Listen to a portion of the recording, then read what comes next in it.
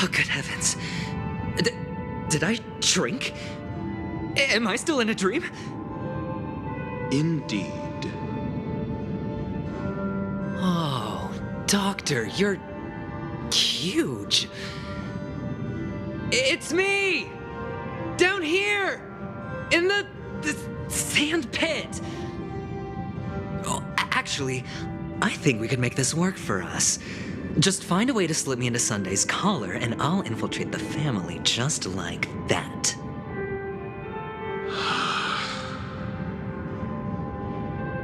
Oh, fine. I was just kidding.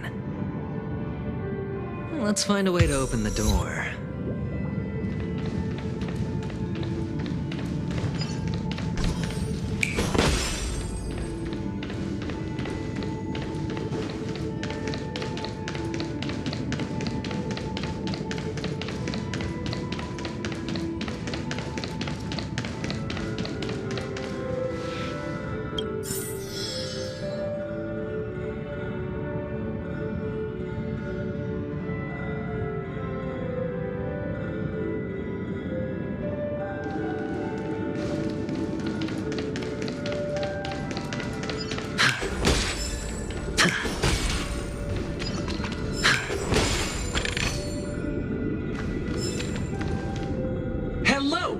Welcome to the Golden Hour base model.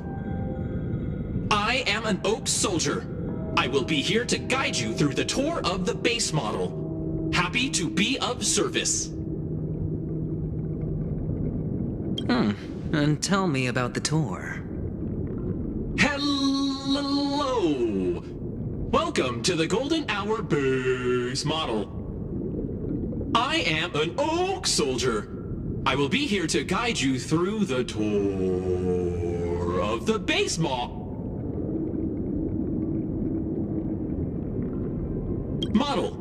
Happy to be of service. Generating guide. Please wait patient.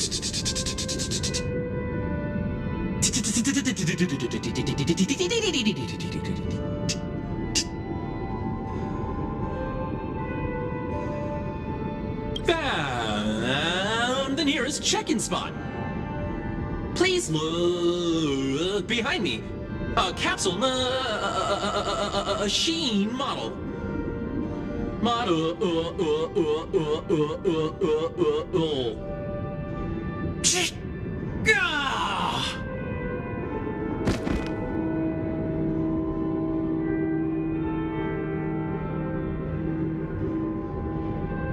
What's up with that? Now the family's toys are trying to frame me? I didn't do a thing to it, Doc. You've got to be my witness. I saw nothing.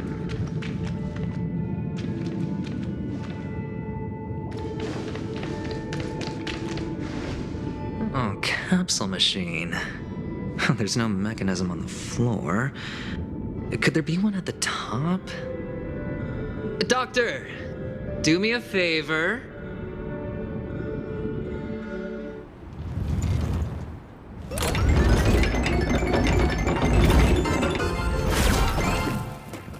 So, I was right. These models have interiors that look exactly like the real buildings. The only difference is that no one lives in them. Funny that Sunday puts a miniature that makes him seem like a giant by comparison right where he can see it first thing in the morning. Insecure much?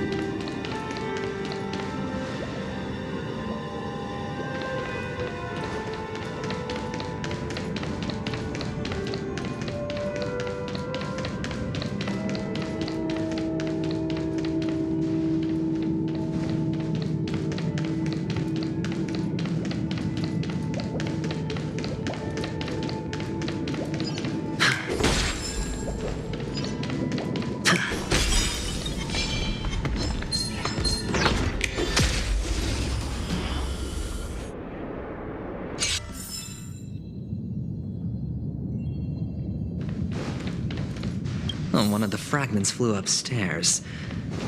I'll need to use the pinball machine to flick myself up there. But it's tough.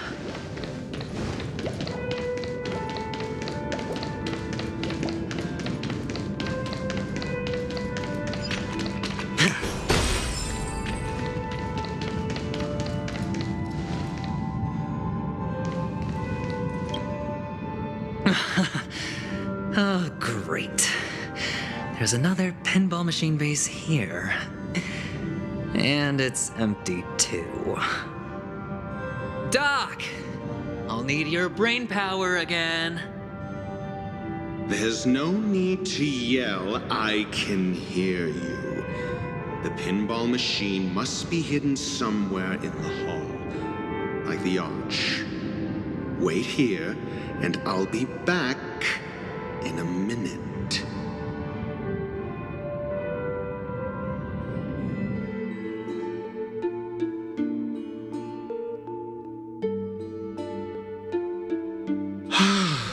Finally, a moment of peace.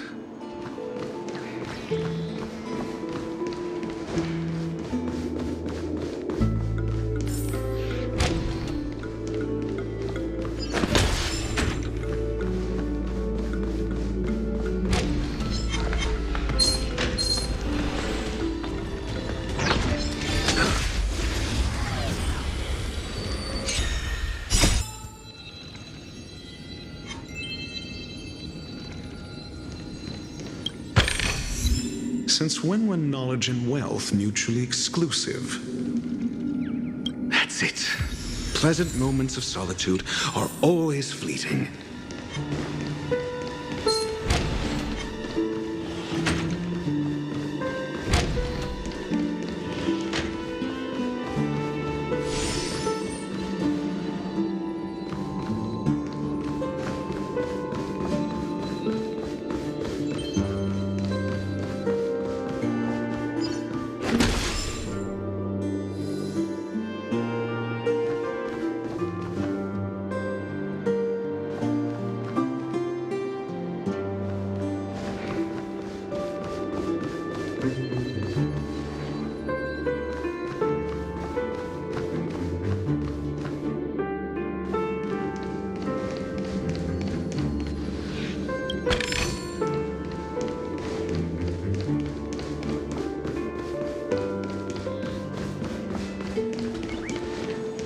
For the theater of the mediocre.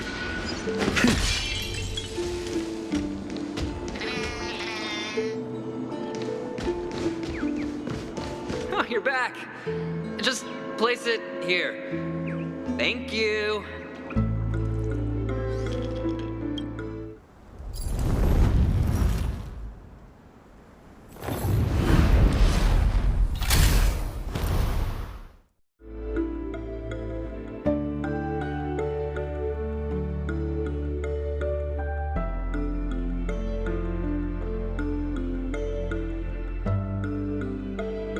Thanks, Doc.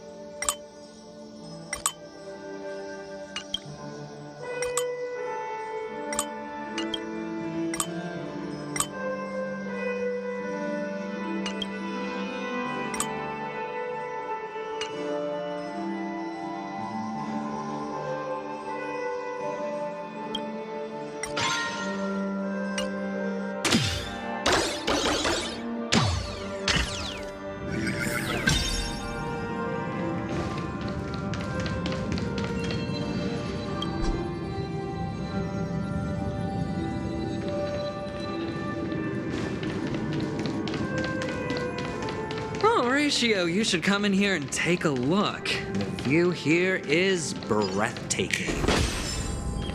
Honestly, you could easily squash me with just a pinch. If that is your wish, I will do so without a moment's hesitation.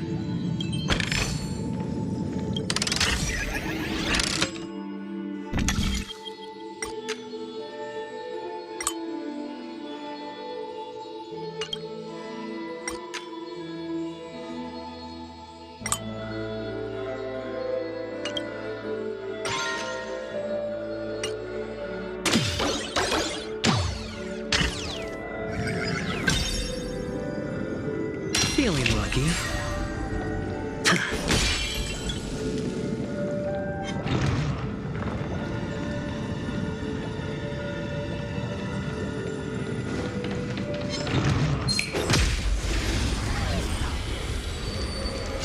Thanks, Doc.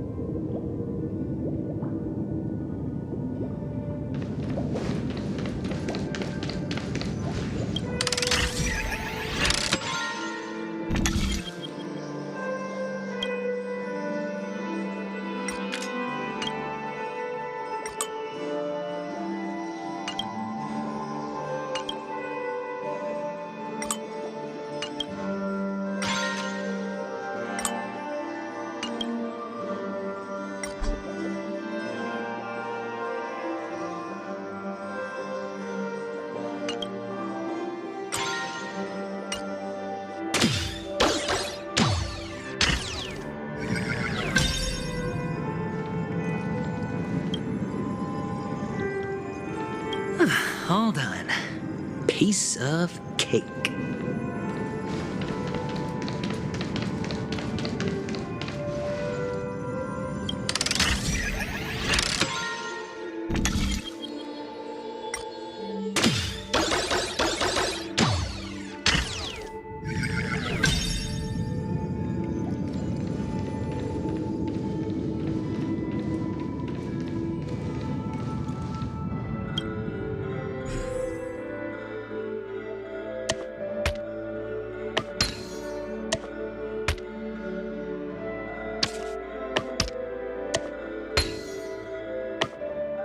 And the joyous tour of Toy City has come to an end.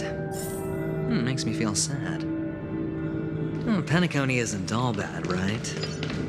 I'll use this interesting experience as a talking point at the poker table.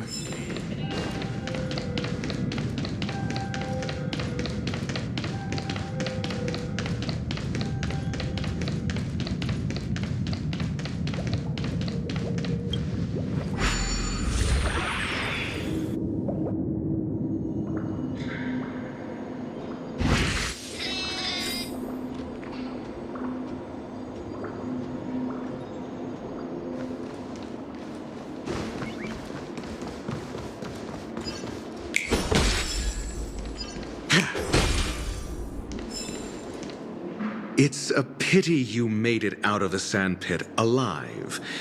Sunday is just beyond this door.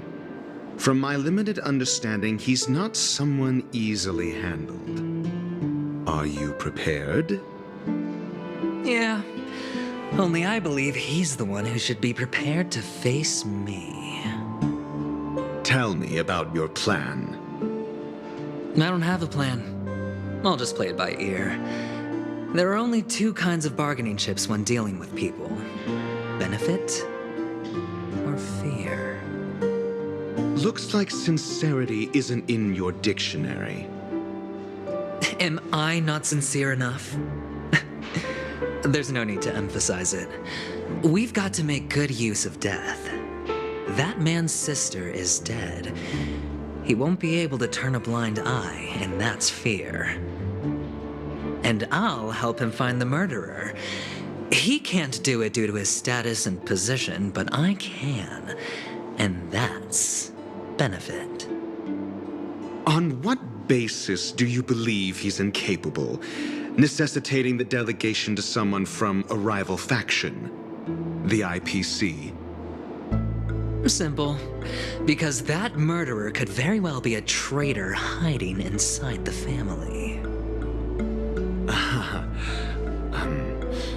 Do you mean the Galaxy Ranger whom you accused previously? That was just an excuse, good doctor. There's something wrong with that woman, and we need someone who can keep her in check. It's better to minimize the variables outside our control while we execute our plans. Moreover, I need to know her identity, if I'm lucky.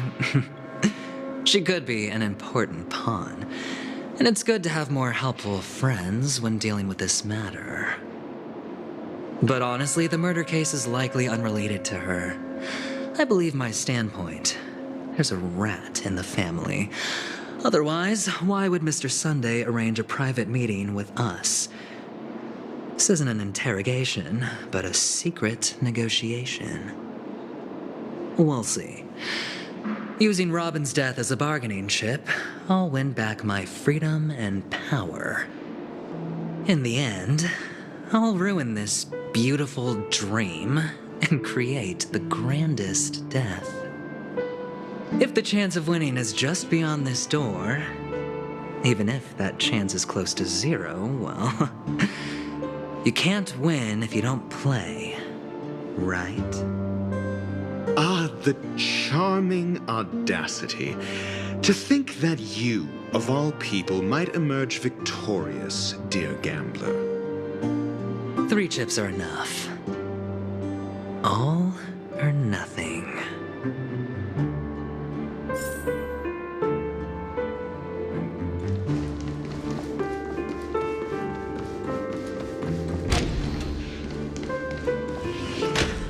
It seems my puzzles are too effortless for you, IPC Ambassador.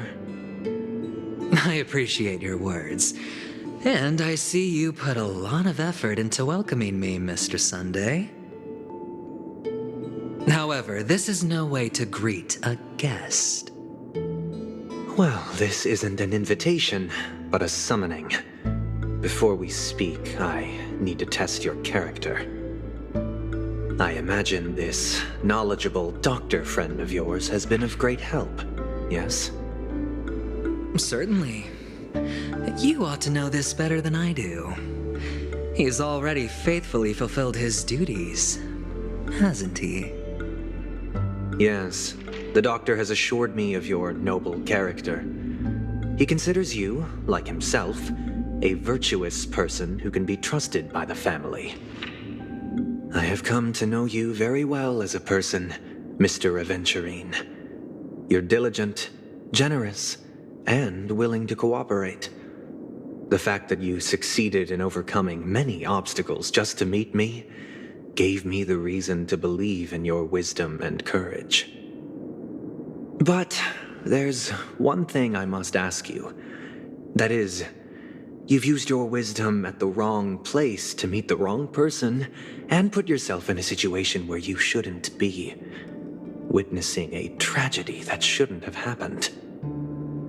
You don't look too well. Am I making you anxious? If not, then it means I'm on your side. If I wasn't mistaken, you'd just made a serious accusation against the family. No, you weren't mistaken.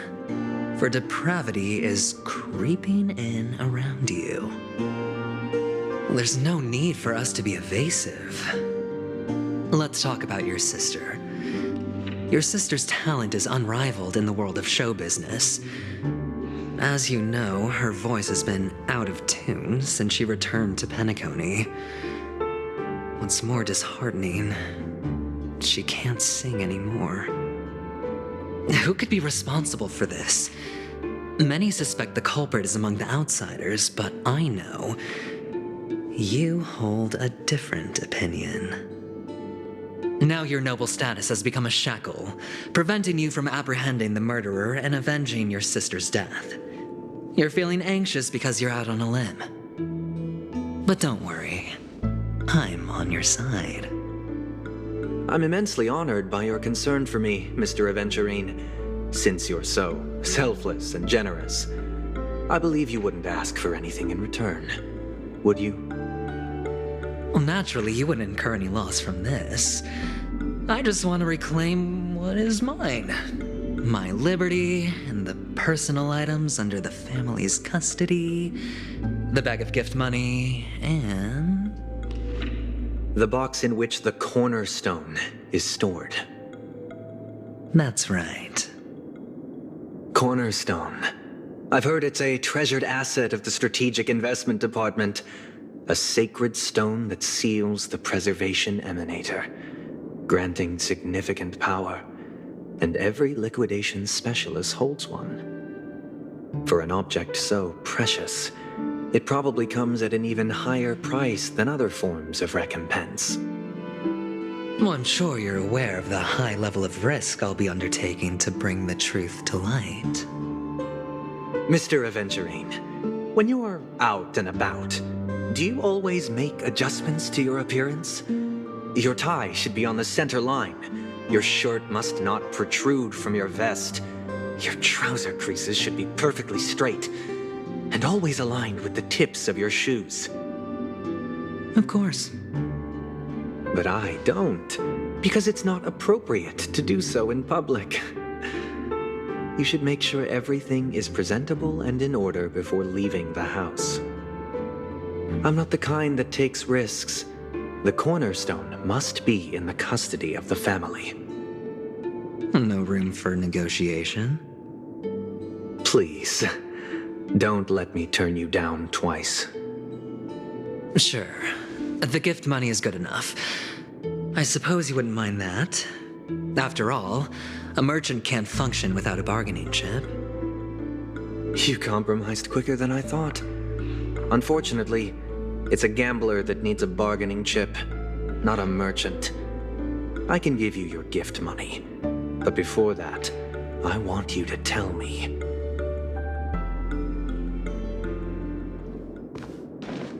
The fact that you can decisively forsake the box you asked for, what exactly is stored in it?